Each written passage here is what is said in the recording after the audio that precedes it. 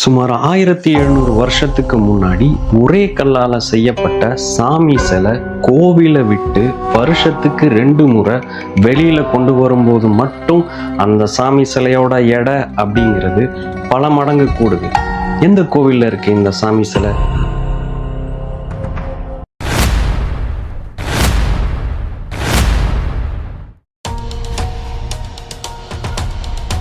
Hello friends, எல்லாருக்கும் வணக்கம். இன்னைக்கு இந்த வீடியோவில் கோவிலேருந்து வெளியில் வரப்ப மட்டும் எடை கூடக்கூடிய சாமி சிலை எங்கே இருக்குன்னு பார்க்க போகிறோம். அது மட்டும் இல்லாமல் அந்த கோவிலில், இந்த மிஸ்ட்ரியான அந்த கோவிலில் வேற என்னென்ன ஹிஸ்ட்ரி இருக்குன்னு பார்க்க போகிறோம். மார்கழி பங்குனி மாசங்கள்ல இந்த ஆச்சரியமிக்க சாமி சிலைய கோவிலை விட்டு வெளியில வீதி உலா கொண்டு வராங்க. சாமி சிலைய கோவில்ல இருந்து தூக்கும் போது இனிஷியலா 4 பேர் தான் தூக்குறாங்க. ஏன்னா அப்ப சிலையோட வெயிட் 4 பேரு கேரி பண்ற அளவு தான் இருக்கு. கொஞ்சம் கொஞ்சமா வெளியில போக போக தூக்கிட்டு போறவங்களோட கவுண்ட் அப்படிங்கிறது 8, 16, 32, 64, ஏன் 128 பேர் வரையும் போகுது. அப்புறம் ஒரு இடத்துல சாமி சிலைய வைக்கிறாங்க. கொஞ்ச நேரம் கழிச்சு மறுபடியும் கோவில்ல உள்ள கொண்டு போறதுக்கு சிலைய தூக்குறாங்க.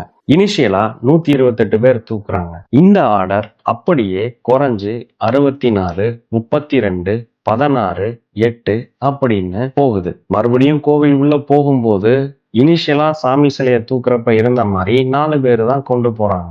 ஏன்னா அந்த டைம்ல உள்ள போகும்போது 4 பேர் தூக்கிட்டு போற அளவுதான் சாமியோட எடை அப்படிங்கிறது இருக்கு.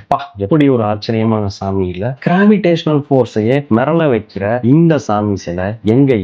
சோழர் காலத்துல கட்டப்பட்ட கோவில்ல தான் இந்த சாமி சிலை அப்படிங்கிறது இருக்கு. உடனே நம்ம எல்லாரும் என்ன யோசிப்போம்? சோழர் காலம்னா ராஜராஜ சோழன், தஞ்சாவூர் அப்படிதானே, பெரிய கோவில் அப்படிதானே. ஆக்சுவலா சோழர் காலம் அப்படின்னா ராஜராஜ சோழன் அவர்களுக்கு முன்னாடியே பல ஆயிரம் வருஷத்துக்கு முன்னாடியிலேருந்தே ஸ்டார்ட் பண்ணப்பட்டிருக்கு. தஞ்சாவூர் பெரிய கோவில் கட்டவே ராஜராஜ சோழன் அதற்கு முன்னாடி கட்டப்பட்ட இந்த மாதிரி நிறைய கோவில்ல இருந்து ரெஃபரன்ஸ் எடுத்து தான் கட்டியிருக்காரு. நம்மள பல பேர் சோழர் காலம்னா தஞ்சாவூர்னு தப்பா யோசிக்கிறோம்.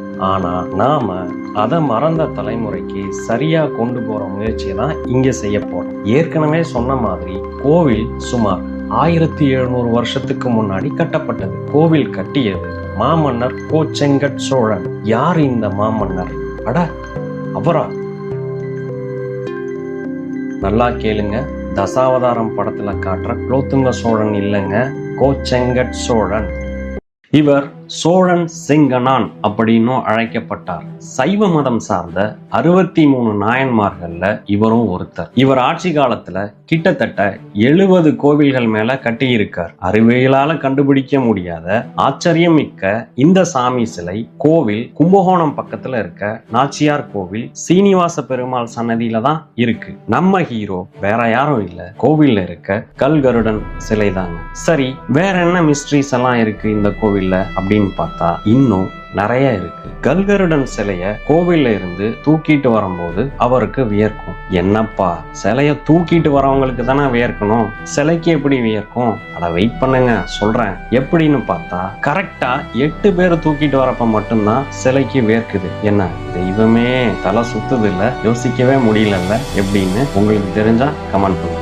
அடுத்த மிஸ்ட்ரி என்னன்னா, இந்த கோவில்ல தாயாருக்கும் பெருமாளுக்கும் பூஜை வழக்கமா நடந்துகிட்டு இருக்கும். எப்பெல்லாம் பூஜை நடக்குதோ அப்பெல்லாம் 2 கருடபக்ஷி அங்க பிரகாரத்துல உட்காரும். பூஜை நடந்து முடிஞ்சதும் பறந்து போயிடும். இது ரொம்ப வருஷமா ரிப்பீட்டடா நடந்துகிட்டே இருந்துச்சு. திடீர்னு ஒரு நாள் அந்த 2 கருடபக்ஷியும் பூஜை நடக்கிறப்ப வரல. உடனே கோவில்ல இருந்த குருக்கள் பக்தர்கள்லாம் பதட்டமாகி என்ன ஆச்சுன்னு தெரியாம கோவில் முழுக்க தேடி இருக்காங்க. எங்க தேடியும் கிடைக்கல. கடைசியில பார்த்தா கோவில்ல இருந்த தலவிருட்ச மரத்துக்கு கீழே அந்த 2 கருட பட்சிகளும் மோட்சம் அடைஞ்சிருந்துச்சு. எவ்வளவோ இடங்களுக்கு போயிருக்க அந்த 2 கருட பட்சிகளும் ஏன் அந்த கோவில் தலவிருட்சத்துக்கு கீழே மோட்சம் அடைஞ்சது? ரொம்ப ஆச்சரியமா இருக்குல்ல? கல்கருடன் மிஸ்ட்ரி கண்டிப்பா உங்களுக்கு இன்ட்ரெஸ்டிங்கா இருந்திருக்கும்னு நம்புறேன்.